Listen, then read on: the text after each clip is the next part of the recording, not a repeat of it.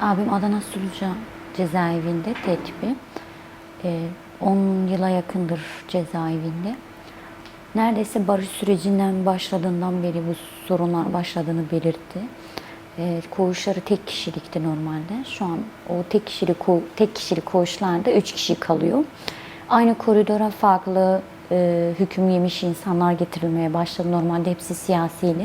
Şu an değiştirilmiş, tecavüzden girenler, IŞİD olarak girenler ve FETÖ'cü olarak girenler hepsi aynı koridora alınmış ve çok fazla rahatsız edici kelimeler atılıyor siyasilere, diğer hükümler tarafından. Gece yarısında çığlıklar, zikirler, çok fazla kavga ve gürültü olmaya başlamış. Şu an 3 kişilik yaşadıkları için yemek yapamıyorlar, temizlik yapamıyorlar. Ve 7/24 kamerayla izlenim başlamış. Kendi yatakları içerisinde, duş aldıkları yerde ve lavabolarda 7/24 izlenme yapılmaya başlamış. Ve çok fazla baskı olmaya başlamış. Yemekler eskisi gibi düzgün çıkmıyor. Soğuk ya da kötü yemekler geliyor. Bu doğrultuda itiraz edildiği zaman ya da herhangi bir gidip söylendiği zaman süreç bu yönde. İster kabul edin, ister kabul etmeyin gibi itirazlar alıyorlar. Son bir aydır abim çok fazla bundan şikayet etmeye başladı. 7/24 saatin izlenme herhangi bir yasal olmadığını belirttikleri için burada böyle süreci biz böyle yönetiyoruz gibi tavırlar almaya başlanmış cezaevi yönetiminden. Daha önce de tek koğuşlar vardı tabii. Tek oldukları için biraz daha aktifti ve gözetim yoktu 7/24 saat. 3 kişilik alındıktan sonra 7/24 gözlenim başlamış ve yemek olarak da çok fazla kötü olmaya başlamış. Daha önce yenilebilir yemekler varken şu an bu sürecin hem zarar görmesine ya da bizimkilerin tepki vermesi adına çok fazla baskı yapılmaya başlamış cezaevi yönetimi. Evet, yani bizimkiler en ufak hiçbir şey söylememelerine rağmen sürekli bir baskı yapılmaya başlamış. İsterseniz bu, kabul etmeseniz de bu denilmeye başlamış. Ve odalar hala inşaat tarzında, odaların tamamlanmamış olması rahatsız ediyor. Ve aynı koridorda çok fazla suçtan olan insanlar, hani FETÖ'cü, IŞİD olarak ve tecavüzcüleri aralarına almaya çalışmışlar. Bundan dolayı şikayetçi. Odaların hiçbir bakımı tamamlanmamış. Hala birçok yerinde inşaat tarzı ve havalar soğumaya başlamış. Bundan dolayı rahatsız edici bir durum ve yemek yapabilecekleri bir ortam olmaması. Çünkü 3 kişilik, zaten oda çok küçük. 3 kişiler ama tek kişilik odalarda kalıyor ve bu da alanlarını çok fazla daralttığı için kişisel bakımlarını bile yapamıyorlar şu an.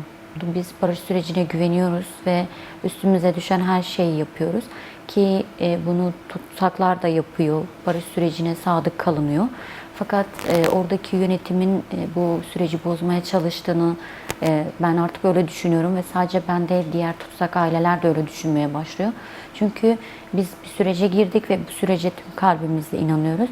Şu an bizim tutsaklarımıza çok fazla baskı yapılıyor. Sanki bizimkilerin artık bir şey yapması ve bu süreci bozmaya çalışıyorlar. Biz bu sürece inanıyoruz ve sürecin devam etmesini istiyoruz. Eğer süreçte bizim gibi olumlu ve gerçekten inanmamızı istiyorlarsa tabii ki de bunların durması gerekiyor. Bir barış süreci başlatıldı, herkese bir umut verildi. Biz tutsak ailesi olarak bu umuda bağlandık. Bunun için üstümüze ne düşüyorsa yapıyoruz. Bir cezaevi yönetiminin bu sürece engel olmasını tabii ki de istemiyoruz. Çünkü bir cezaevi yönetimiyle yönetilmiyor bu ülke. Ve biz tüm aileler olarak şu an bunu bekliyoruz ve üstümüze düşeni yapmak istiyoruz. Bunu tüm herkesin yapmasını bekliyoruz. Tek taraflı olarak ilerlemez hiçbir süreç. Biz taraf olarak üstümüze ne düşüyorsa yapmaya hazırız. Karşı tarafın da aynı şekilde bu sürece ve artık annelerini ağlamasını istemiyoruz.